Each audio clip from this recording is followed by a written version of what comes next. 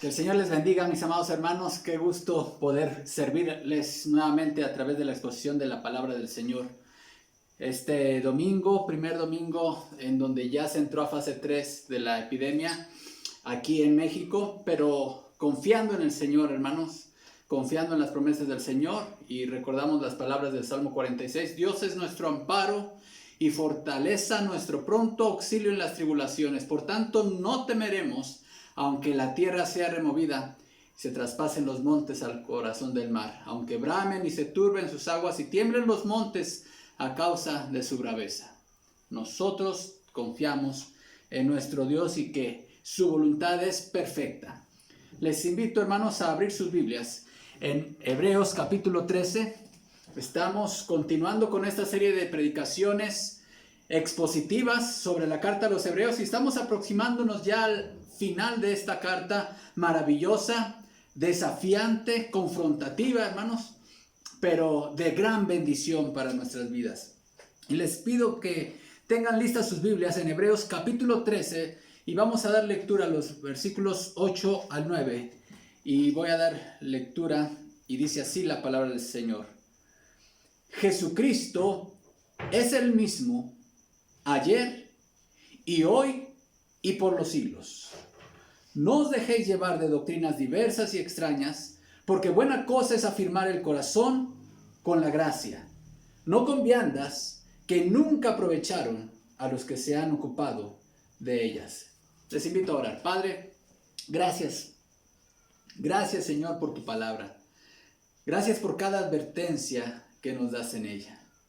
Tus mandamientos, Padre, tú nos los das para que a través de ellos, viviendo en ellos, te glorifiquemos, Padre. Y tú seas glorificado con vidas que anden de acuerdo a tu ley. Y sabemos que también al andar bajo tu ley, bajo tus mandatos, Señor, nosotros seremos bienaventurados. Permite que tu palabra dé fruto, Señor, y opere con toda libertad los cambios que tú has determinado hacer este día con ella en nuestro corazón. En el nombre de Cristo Jesús oramos. Amén. Cuando el Señor Jesucristo se encontraba con sus discípulos en las afueras del templo, un templo que había reedificado el rey Herodes, y los discípulos le decían al Señor Jesucristo, maravillados y asombrados, mira qué edificios. Y el Señor les dijo, ¿veis todo esto? De cierto digo que no quedará piedra sobre piedra que no sea derribada. Entonces ellos se acercaron con el Señor y le dijeron, dinos, ¿cuándo serán estas cosas? ¿Y qué señal habrá de tu venida? Note, Mateo capítulo 24, un pasaje escatológico, surge de una pregunta que tiene que ver con dos eventos muy distintos, hermanos. Por eso mucha gente, muchos estudiosos se confunden con Mateo 24. Le preguntaron, ¿cuándo serán estas cosas? ¿Qué cosas? Lo que acababa de decir el Señor, la destrucción del templo. ¿Y qué señal habrá de tu venida? Bueno, el Señor va abordando durante este mensaje y sermón escatológico de forma intercalada diversos acontecimientos, pero la señal previa a la venida, lo primero que él menciona como una señal a su segunda venida es la proliferación del engaño. Las primeras palabras que salen de los labios del Señor Jesucristo ante la pregunta de sus discípulos fue, mirad que nadie os engañe. Mirad que nadie os engañe. Y es que, hermanos, se habrían de levantar. Iba a proliferar el engaño en torno a la persona de nuestro Señor Jesucristo. La falsa doctrina, los falsos profetas. Y aquí vemos, hermanos, cómo al acercarse al final de la carta, el escritor de Hebreos, dirigiéndoles esta carta a esta comunidad cristiana conformado por hermanos judíos, pero había entre esa congregación gente que era simplemente profesante, pero no habían rendido realmente su vida al Señor. Y también había algunos otros que ni siquiera eso, eran simples simpatizantes. Claro que también estaban los verdaderos creyentes ahí, pero dentro del grupo de simpatizantes y profesantes, pues había algunos que estaban coqueteando con la idea de regresar al judaísmo y a los rudimentos. Entonces, dentro de estas instrucciones de éticas que está abordando el escritor de Hebreos en el capítulo 13, abre una enseñanza respecto a la advertencia. Y esto, hermanos, no lo perdamos de vista en el marco del ministerio pastoral, porque lo que mencionó en el versículo anterior es: acordaos de vuestros pastores que os hablaron la palabra de Dios.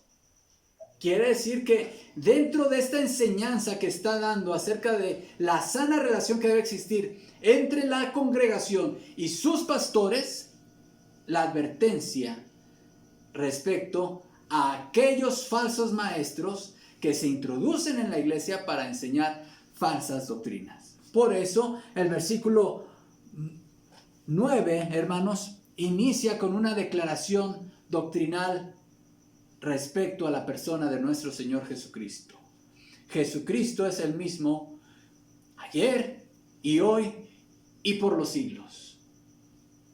Y cualquier doctrina que se aparte de esta verdad debe ser desechada. Y quiero compartir con ustedes en esta mañana, hermanos, 3 características de la falsa doctrina. 3 características de la falsa doctrina que encontramos en los versículos 9 y 10 del capítulo 13 de los Hebreos. En el versículos 8 y 9. Primero, la primera característica de la falsa doctrina, hermanos. La falsa doctrina no es cristocéntrica. Esa es una primera señal, hermanos. La falsa doctrina no es cristocéntrica. En segundo lugar, la falsa doctrina no es ortodoxa. Y la tercera señal o característica de la falsa doctrina es que la falsa doctrina no produce ningún fruto espiritual. En primer lugar, hermanos, versículo 8. La falsa enseñanza no es cristocéntrica. Eso quiere decir, hermanos, que toda doctrina sana, toda doctrina apegada a la palabra de Dios va a tener como centro a la persona de nuestro Señor Jesucristo. Hermanos, el Señor Jesucristo es el centro de toda doctrina bíblica. De hecho, el Señor Jesucristo es el centro de la revelación bíblica desde Génesis hasta Apocalipsis. El Señor Jesucristo es el centro de todo el universo, hermanos. Porque por Él y para Él son todas las cosas. Por lo tanto, hermanos, una señal de que una doctrina no es bíblica, no está apegada a la sana doctrina, es porque quita al Señor, a la persona del Señor Jesucristo, del centro de la doctrina. Y vean qué declaración está haciendo aquí el escritor de Hebreos, hermanos. Dice: Jesucristo es el mismo hoy, ayer y por los siglos. Vivimos en un mundo en donde la iglesia, las iglesias, en su afán de ser relevantes y trascendentes ante el mundo y ser aceptadas por la sociedad moderna, se han relajado en la doctrina. Y ahora existe una gran tendencia a construir una unidad visible, totalmente artificial, pero para ello se sacrifica mucho la sana doctrina. Y una de las grandes y de las más grandes herejías que ha habido en la historia del cristianismo, hermanos, ha tenido que ver con la persona de nuestro Señor Jesucristo. Hermanos, ya hemos dicho que la persona del Señor Jesucristo es el centro de toda enseñanza bíblica. Así que les invito a que vayan conmigo a Mateo 11, 16. Mateo 11, 16, dice así la palabra del Señor: y bienaventurado el que no halle tropiezo en mí. Bienaventurado el que no halle tropiezo en mí. Ahora, ¿qué significa, hermanos, que alguien pueda tropezar con la persona del Señor Jesucristo? La misma palabra de Dios, hermanos, nos lo explica. De hecho, hablando del pueblo judío incrédulo, el apóstol Pablo dice lo siguiente en su epístola a los Romanos 9:31. Le invito también que busque este pasaje en su Biblia, en Romanos 9:31. Dice así la palabra del Señor: mas Israel, que iba tras una ley de justicia, no la alcanzó. ¿Por qué? Porque iban tras ella no por fe, sino por obras de la ley. Note aquí: pues tropezaron en la piedra de tropiezo. Como está escrito: he aquí pongo en Sión piedra de tropiezo y roca de caída, y el que creyere en él no será avergonzado. Ahora, aquí está diciendo el apóstol Pablo que el pueblo de Israel tropezó con una piedra de tropiezo, ¿sí? Y el Señor Jesucristo dijo: y bienaventurado el que no halle tropiezo en mí. Esta cita que acabamos de leer en Romanos, hermanos, es una referencia a Isaías 28:16, donde dice el profeta: por tanto, Jehová el Señor dice así: he aquí yo he puesto en Sión por fundamento una piedra probada, angular, preciosa, de cimiento estable. El que creyere, no se apresure. ¿Qué significa esto de no se apresure? No huya precipitadamente como asustado. Pero la versión de los 70, la Septuaginta, hermanos, lo traduce a Isaías: no será confundido. En sustancia es lo mismo, hermanos. Y esto es el comentario bíblico de Jamieson, Fausset y Brown. El que descansa en él, es decir, en Cristo, no experimentará la vergüenza de verse burlado, ni huirá presa de repentino pánico. Fin de la cita del comentario.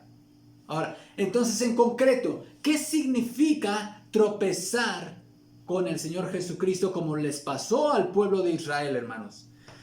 El ser humano, cuando tiene enfrente al Señor Jesucristo, se le expone con las verdades del Evangelio acerca de la vida, muerte, resurrección de nuestro Señor Jesucristo, solamente tiene dos opciones: o creer en Cristo y rendirle su vida a Él, o la otra opción, tropezar con Cristo. Los que tropiezan con Cristo, hermanos, que son la mayoría de las personas, tristemente, la mayoría de las personas que escuchan el Evangelio tropiezan con Cristo, incluidos, hermanos, aquí, ojo, ponga mucha atención, incluidas, hay muchas personas que se asumen como evangélicas, como cristianas evangélicas, que asisten a las iglesias, que se involucran en actividades religiosas, hermanos, que en realidad han tropezado con Cristo.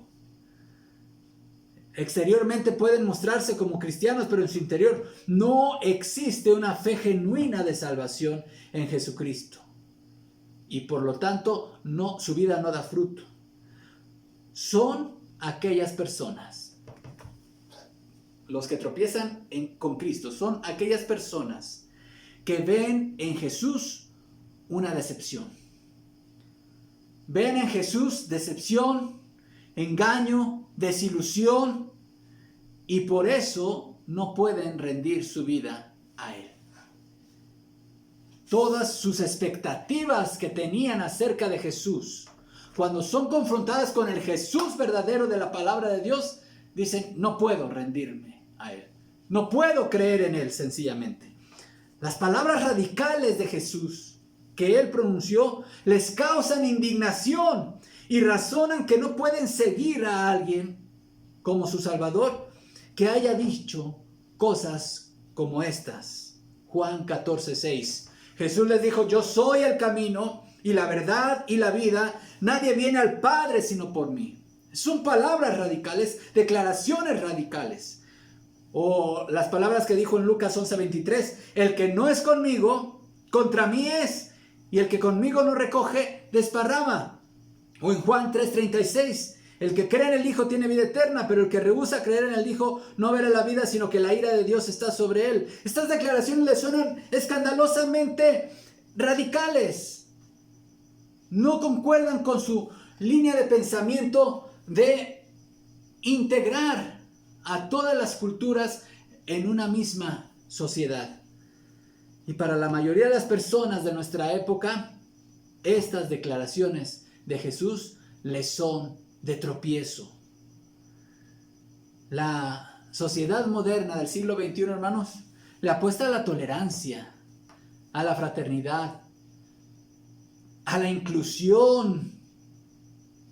Todo lo que suene a radicalismos y todo lo que suene a verdades absolutas, hermanos, les causan repulsión.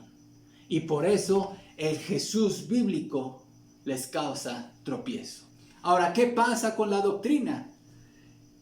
En un afán de que las iglesias tengan gente, pues hacen a un Jesús que suene o que parezca ser amistoso con todo tipo de credos. Por eso las alabanzas son compuestas en su letra, hermanos, de una forma que le puedan resultar agradables a un budista, a un judío o a cualquiera de otra religión, hermanos. ¿Por qué? Porque tienen un mensaje muy, muy general.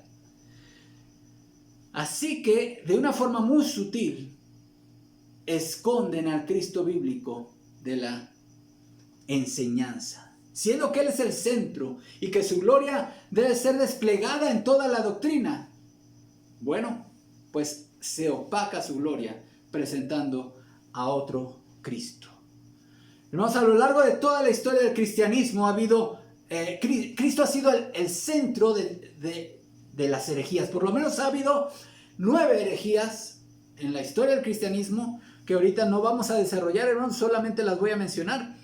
Pero de las primeras tenemos al docetismo, el ebionismo, el adopcionismo, la gnosis cristiana, el arrianismo, el apolinarismo, el nestorianismo, el monofismo y el monotelismo.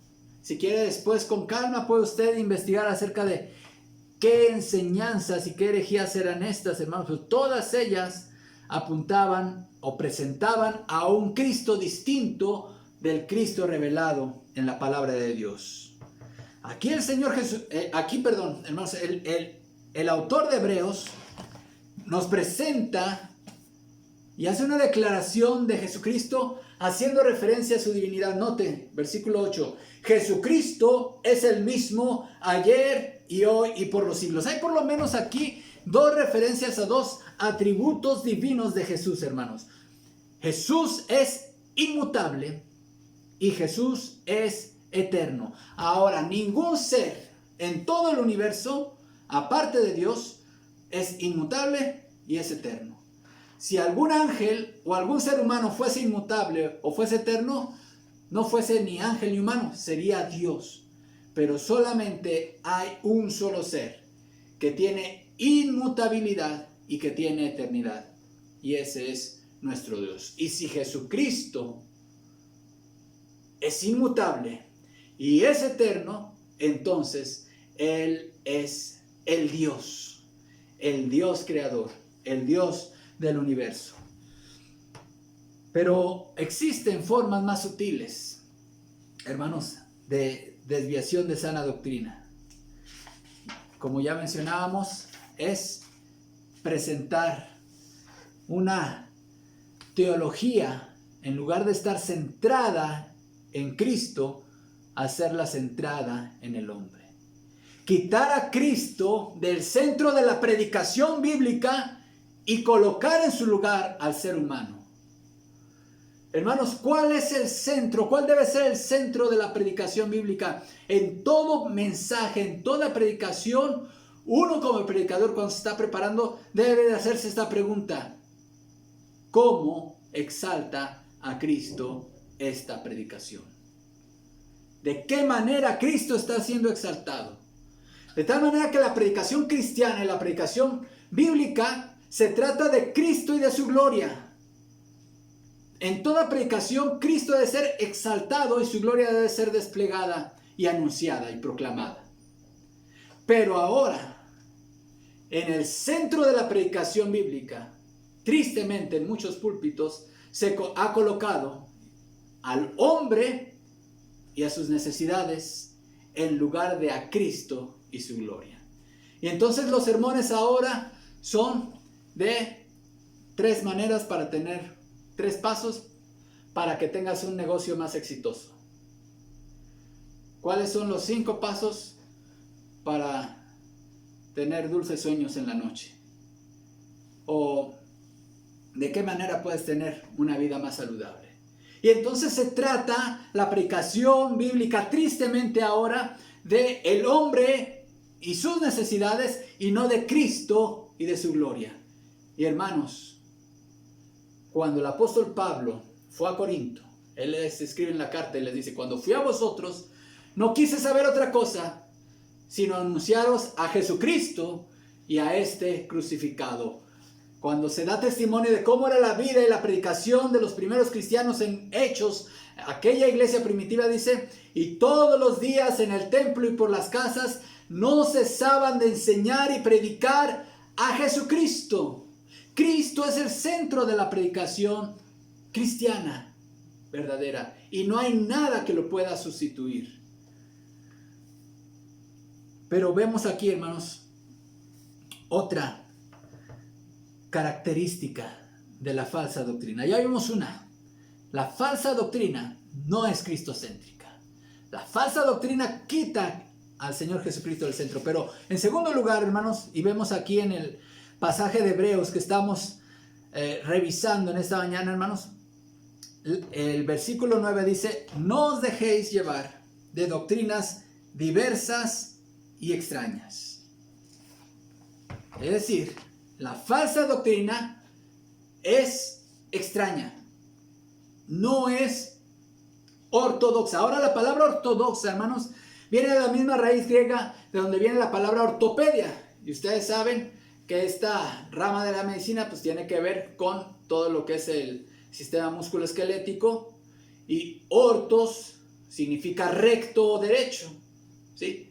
Así que toda aquella doctrina que camina bajo una línea recta, es decir, está pegada a aquella doctrina que ha sido predicada durante ya más de 20 siglos, hermanos, 21 siglos, ya estamos en el siglo XXI del año de nuestro Señor Jesucristo. Entonces, toda doctrina que va de acuerdo a aquella ortodoxia, hermanos, podemos nosotros considerarla bíblica. Ahora, existe también el problema, hermanos, de que hay doctrinas que se enseñan en muchos círculos que se les atribuye antigüedad y por eso se quieren presentar como doctrina ortodoxa. Y si bien es cierto, hay un principio general, hermanos, que esto quiero comentárselos. Desconfía de toda enseñanza novedosa. Mucha gente en este tiempo quiere y tiene comezón de oír algo nuevo, algo distinto. Ya no soportan la sana doctrina.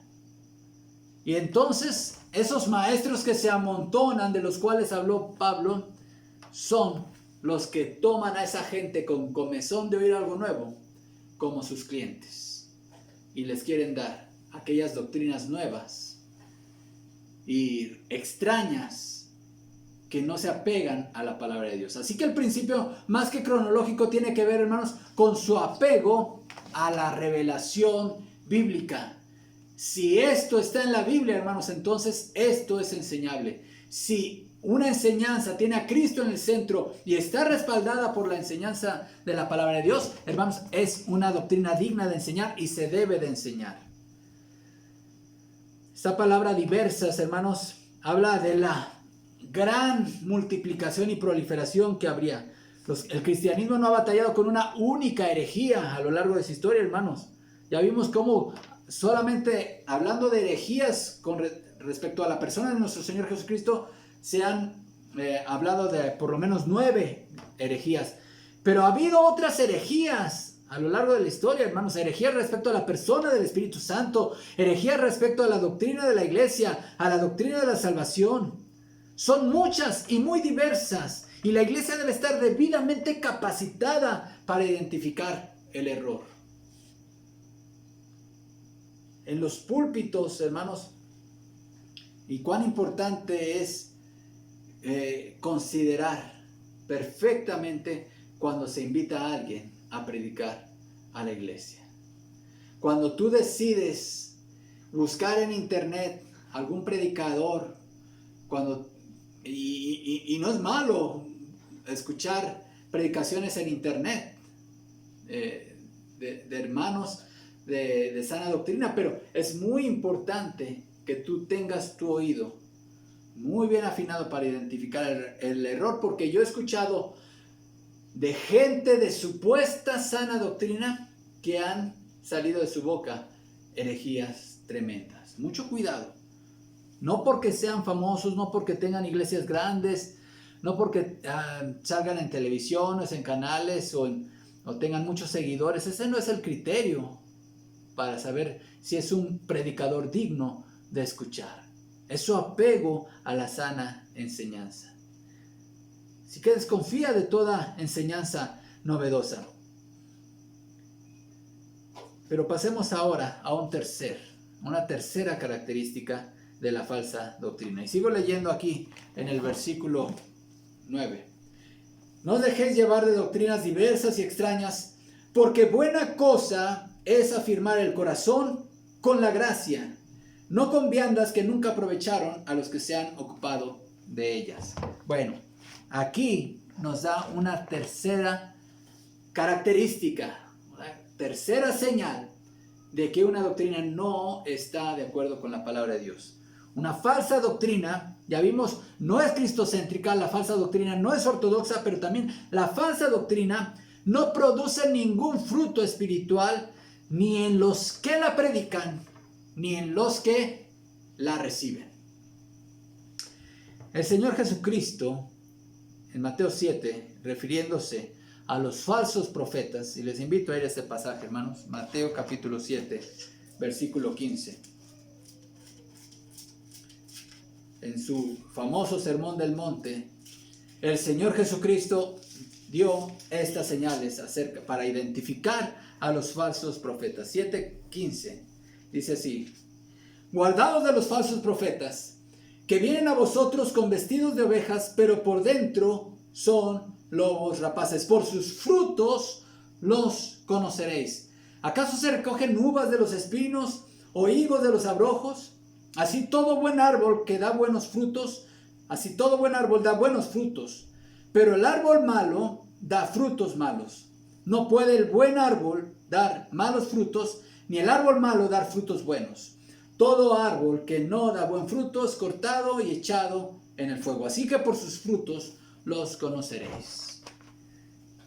Hermanos, un falso profeta, un falso predicador del evangelio, no va a llegar a la iglesia presentándose como un hereje.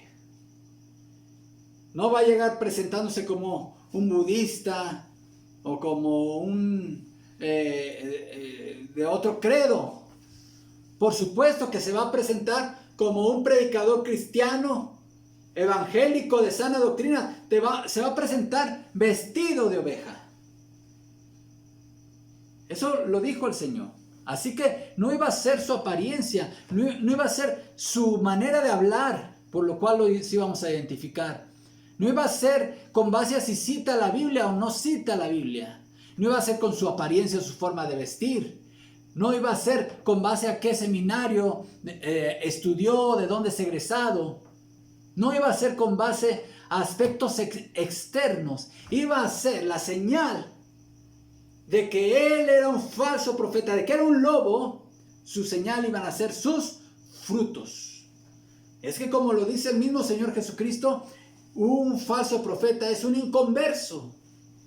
Es un inconverso, o sea, es alguien que no ha nacido de nuevo. Su destino es ser echado en el fuego. Así que, por mucha apariencia de piedad que tenga esa persona y ese predicador, por muy elocuente que sea, por muchos amén y gloria a Dios que despierte en su audiencia, es un inconverso, es un lobo detrás de un púlpito que quiere devorar a las ovejas. Y está disfrazado de ovejas Y las ovejas tienen que tener un gran discernimiento para distinguir al lobo, para distinguir e identificar a aquel falso maestro.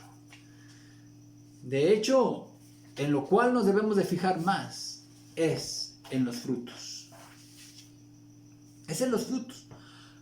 Hablábamos el sermón pasado, el domingo pasado, acerca de las características que deben tener aquellos varones llamados al pastorado.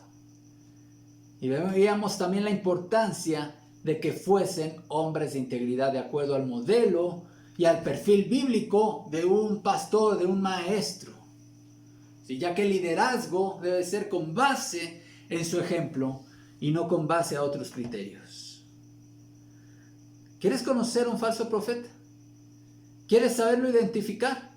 Observa sus frutos. Las doctrinas falsas no pueden refrenar los apetitos de la carne. Observa sus frutos. Los falsos profetas, el lobo, al paso del tiempo se le van a notar esos colmillos. Se le va a notar que es un lobo. El falso profeta terminan por revelar su propia realidad y su propia naturaleza. De hecho, el apóstol Pedro nos habla de estos frutos y les invito a ir también a este pasaje, hermanos, en 2 de Pedro capítulo 2.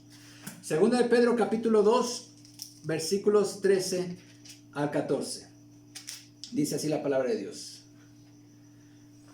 Recibiendo el galardón de su injusticia, ya que tienen por delicia, está hablando de los falsos profetas. Todo este capítulo, usted lo puede leer en su casa, está hablando de los falsos profetas. Y habla aquí de su juicio. Recibiendo el galardón de su injusticia, ya que tienen por delicia el gozar de los deleites cada día. Esos son inmundicias y manchas, quienes aún mientras comen con vosotros, se recrean en sus errores. Tienen los ojos llenos de adulterio. No se sacian de pecar. Seducen a las almas inconstantes. Tienen el corazón habituado a la codicia y son hijos de maldición. Han dejado el camino recto y se han extraviado siguiendo el camino de Balaam, hijo de Beor, el cual amó el premio de la maldad y fue reprendido por su iniquidad, pues una muda bestia de carga, hablando con voz de hombre, refrenó la locura del profeta. Aquí vemos, hermanos, qué es lo que motiva a un varón a disfrazarse, a un lobo disfrazarse de oveja, a un varón incursionar en la enseñanza bíblica, en la predicación bíblica para engañar. Y aquí hay varias características y el apóstol Pedro pone al descubierto sus verdaderas intenciones. Este es el fruto. Este es el fruto que los falsos maestros ponen de manifiesto en su propia vida. Por lo general, hermanos, por regla general, el fruto de los falsos maestros son los siguientes. En primer lugar, un falso maestro va a manifestar gran amor al dinero y a los bienes materiales y a una vida llena de lujos. Un falso maestro, un falso profeta, un falso predicador tiene un corazón que ama el dinero y las posesiones materiales. Y eso es lo que lo motiva. Su verdadera motivación es el dinero. Por eso el problema que había en la iglesia de Éfeso, cuando el apóstol Pablo deja ahí a Timoteo, porque ya habían surgido falsos profetas, como ya lo había anunciado el apóstol Pablo cuando se despidió de los ancianos en Mileto. Bueno, esto se cumplió más adelante y había que poner orden, porque se habían levantado en el liderazgo pastoral de la iglesia de Éfeso falsos maestros. Y por eso la primera epístola de Timoteo termina con una advertencia muy clara respecto al amor al dinero. Esa frase, ese versículo famoso que nosotros conocemos, porque raíz de todos los males es el amor al dinero, el cual codiciando algunos se extraviaron de la fe y fueron traspasados de diversos dolores. Bueno, ¿en qué contexto está escrito ese versículo, hermanos? En el contexto de la advertencia de los falsos maestros, porque ellos aman el dinero y por eso se meten y se inician en la predicación. En la predicación, pero en una predicación de falsa enseñanza. Entonces es un primer fruto el cual debemos de estar atentos. Un predicador que ama el dinero y los bienes materiales y aspira a una vida llena de lujos y excentricidades. Pero también, de acuerdo a este pasaje de 2 de Pedro, hermanos, que acabamos de leer, estas personas son hedonistas, es decir, aman el placer. No le niegan a su carne ningún tipo de satisfacción y de placeres. Una tercera característica de los falsos maestros: tienen una tendencia a la inmoralidad sexual. En cuarto lugar, los falsos maestros buscan a sus presas con gente inconsistente, es decir, gente que no tiene firmeza doctrinal. Aquellas gentes que están en las iglesias y que no han crecido, tienen muchos años y que de repente alguien les habla bonito y ya se van con una nueva doctrina. Y surge un nuevo maestro y ya se van con él. Y todas estas personas que no tienen firmeza doctrinal son las presas de los falsos maestros. Así que como la comida chatarra, hermanos, igualito, no produce ningún fruto en nosotros, el aporte nutrimental a nuestros cuerpos es cero en la comida chatarra, así tampoco la falsa enseñanza jamás generará, óigalo bien, hermano, jamás generará algún fruto espiritual en tu vida. La falsa enseñanza no produce jamás fruto espiritual en tu vida. La falsa enseñanza tiende a ser legalista, pero el legalismo no produce frutos auténticos. El legalismo produce puro fruto artificial. Un falso profeta tiende al legalismo. Mucho cuidado, hermanos, cuando alguien quiera darte sus propios mandamientos de hombres acerca de cómo vestirte, cómo peinarte, cómo educar a tus hijos, a qué escuela ir, reglas humanas.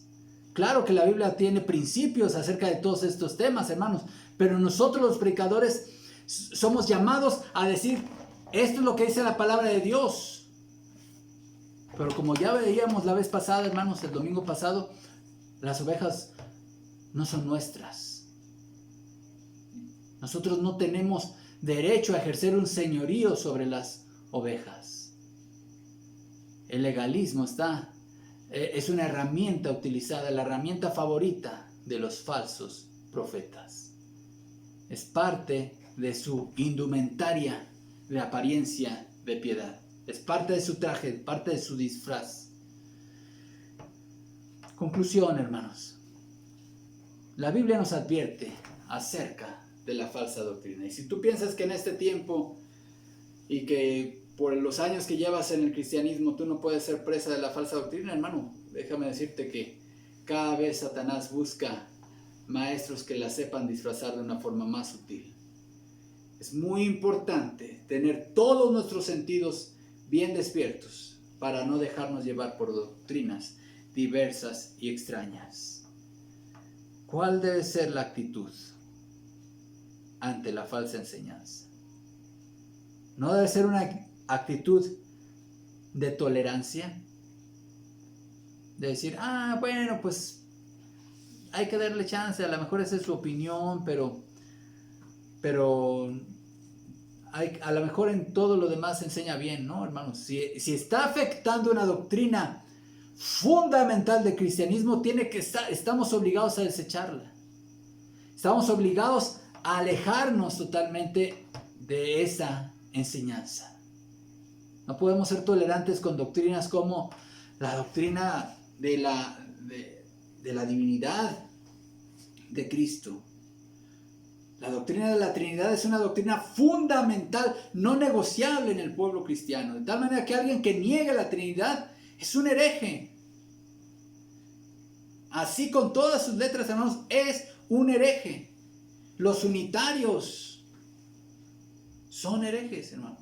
No son hermanos en Cristo. Todas estas son sectas con las cuales no podemos tener ningún tipo de comunión fraternal. Así que todo aquel que niega la doctrina de la salvación por gracia, por medio de la fe, es una herejía. No podemos tener ningún tipo de relación con alguien que enseñe salvación por medio de obras o méritos humanos. Y así, hermanos, hay varias doctrinas de las cuales nosotros tenemos que ser firmes y celosos para no desviarnos y no dejarnos de desviar de nuestra firmeza. En la carta a Judas hay un llamado a los cristianos de todas las épocas a contender ardientemente por la fe que ha sido una vez dada a los santos. ¿Qué significa contender? Ser firmes, incluso si es necesario dar nuestra vida por defender la verdad de Dios, hermanos, estar dispuestos a ellos. Concluyo con una frase del gran pastor bautista del siglo XIX, Carlos Spurgeon. Él dijo lo siguiente: si no aborreces la falsa doctrina, es porque en realidad no amas la verdadera doctrina. Repito la frase de Spurgeon: si no aborreces la falsa doctrina, es porque en realidad no amas la verdadera doctrina. 3 características de la falsa doctrina: no es cristocéntrica, no es ortodoxa y no produce fruto espiritual. Les invito a orar, hermanos. Padre, gracias por tu palabra. Ayúdanos a ser celosos, Padre, de tu verdad, de esa fe una vez dada a los santos. Señor, te rogamos que des a tu iglesia discernimiento, que nos ayudes a tener un amor más profundo por tu palabra y que amemos y defendamos la sana doctrina. No solamente en lo que escuchamos, Señor, sino también en lo que predicamos y en lo que se escucha en nuestras iglesias. Bendice a tu pueblo. Guárdanos en esta pandemia, Señor. Protege a tu iglesia. Te lo pedimos en el nombre de Cristo Jesús. Amén. Que el Señor les bendiga, amados hermanos.